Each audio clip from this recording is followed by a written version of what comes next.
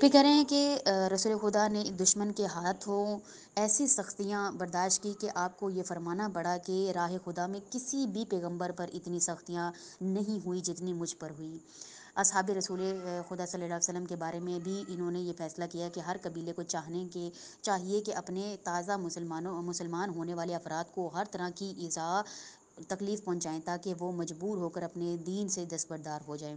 حضرت یاسر اور ان کی اہلیہ سمیہ اور فرزند عمار، خباب ابن ارت، عامر بن فہیرہ اور بلال حبشی نے دوسرے مسلمانوں کے مقابلے میں زیادہ مصائب و تکلیفیں برداشت کی۔ حضرت سمیہ وہ پہلی خاتون تھی جو فرعون قریش ابو جہل کی طاقت فرستہ ایذا رسانیہ شکنجہ، یعنی کہ جتنی بھی اس نے، یعنی ابو جہل نے اتنی اس خاتون کو جو ہے وہ تکلیف پہنچائی کہ اس کے باعث اس کے نیزے کے وار سے زخمی ہو کر شہید ہو گئیں۔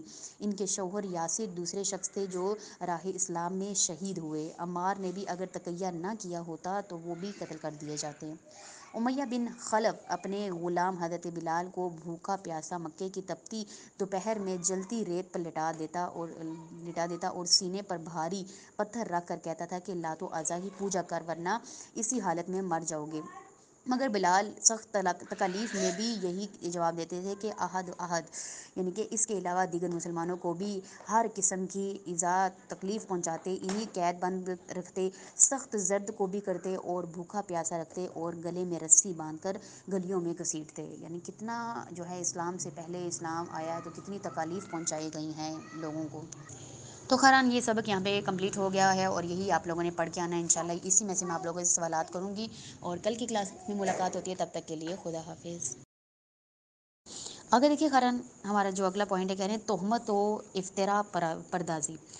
پیغمبر اکرم صلی اللہ علیہ وسلم کی عالی شان شخصیت کو داغدار کرنے کے لیے قریش نے جو پست طریقہ اختیار کیا، ان میں سے ایک احمقانہ حربہ یہ بھی تھا کہ انہوں نے آپ پر تہمتیں لگائی اور آپ کے خلاف غلط پروپیگنڈا کیا۔ چنانچہ آپ کو نعوذ باللہ جھوٹا کاہن اور ساحر جادوگر کہنا شروع کر دیا۔ وہ لوگوں میں کہتے پھرتے تھے کہ اس شخص کے پاس ایسا جادو ہے جس کے ذریعے یہ شخص باپ بیٹے، میاں بیوی، دوستوں اور رشتہ داروں کے درمیان جدائی ڈال دیتا ہے۔ قرآن مجید نے ان تہمتوں کے بارے میں کئی جگہ ارشاد فرمایا کہ پیغمبر اکرم کی بابرکت مقدس ذات گرامی کو اس قسم کے الزامات سے منزہ و مبرہ قرار دیا۔ چنانچہ ایک آیت میں رسول خدا کی یہ کہہ کر دلجوئی کی کہ پست شیوا صرف ان کفار کی خصوصیات نہیں بلکہ ان سے پہلے بھی دشمنان انبیاء اسی قسم کے حربے استعمال کر چکے ہیں۔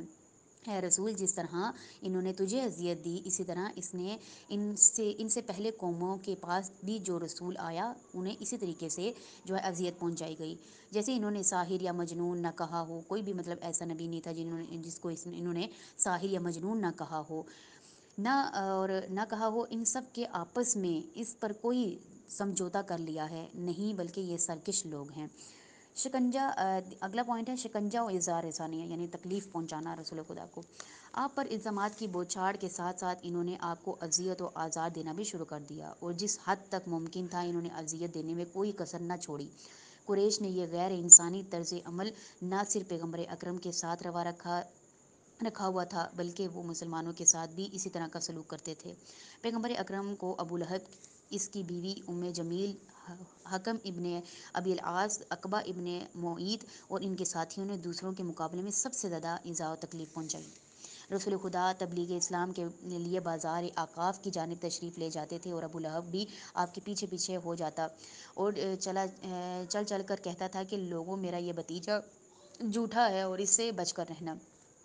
قریش آوارہ لڑکوں اور اپنے اوباش اور بے ادب غلاموں کو پیغمبر اکرم کے راستے پر بٹھا دیتے اور چنانچہ جب رسول خدا اس راستے سے گزرتے تو سب کے سب آپ کے پیچھے لگ جاتے اور آپ کا مذاق اڑاتے۔ جس وقت آپ نماز کے لیے کھڑے ہوتے تو آپ پر اونٹ کی اوجڑی اور فضلہ انڈیل دیتے۔